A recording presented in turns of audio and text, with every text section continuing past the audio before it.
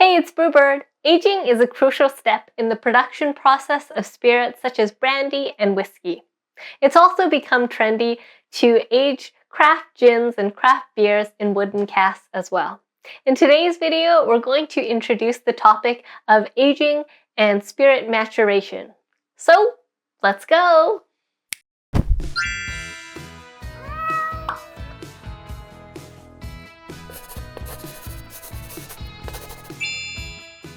First things first, we need to distinguish age from maturity. There's a common misconception that the longer something is aged, the better it will taste. Longer aged products are often more expensive, so the higher price may contribute to this misconception as well. My coworker used to say that aging whiskey is like aging people. Some people get better as they age, and some people just get worse. Older doesn't necessarily mean better. So keep in mind that the age of a spirit is different from the maturity of a spirit. Let's look at whiskey as an example of a maturing spirit. When the whiskey comes off the still, it's known as new make spirit. New make spirit is often described as being hot, fiery, and grainy, which are all part of its immature character. We want to mature the whiskey to eliminate these characteristics. As well, when we put the new make spirit in wooden casks, the wood itself will have tannins, sugars, and other aromas that it will impart to the spirit over time. Every distillery will have a distillery character, which makes the spirit produced unique from spirits produced from other distilleries. The distillery character is determined by all the many decisions a distiller will make, from the choice of raw materials, to the kind of stills they have, to the cut points they make during distillation.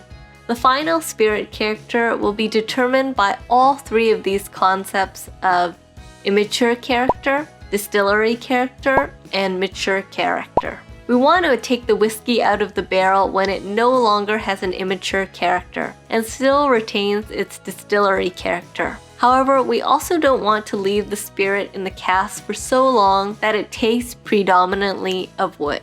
It takes diligence and skill to know when the right time to take the whiskey out of the cask is. This is the point when our true distillery character emerges, which encompasses the aromas, flavors, and style of the spirit that our distillery is known for. Maturation is the sum of chemical and physical changes that occur within the spirit between distillation and bottling.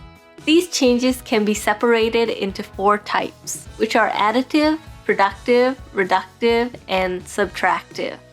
Additive reactions are reactions that add new compounds to the new make spirit, but only compounds that already exist in the cask wood.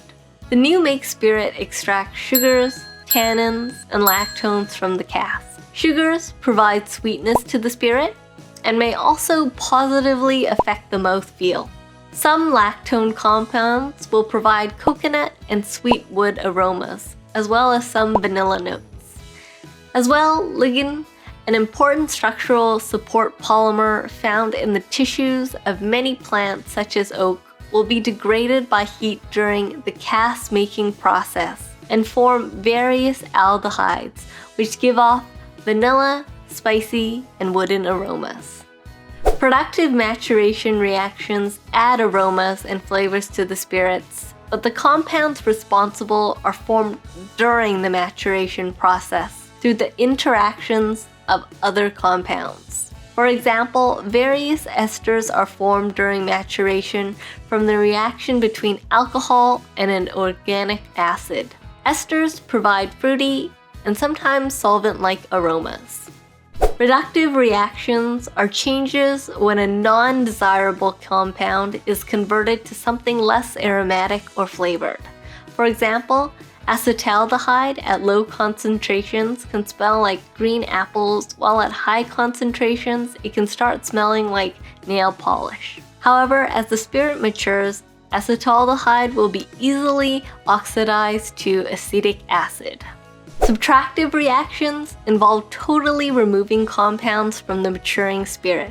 This is mostly achieved through the compound's evaporation into the atmosphere, or through adsorption into the char layer of the cask. For example, DMS, which smells like cream corn, will easily evaporate into the air.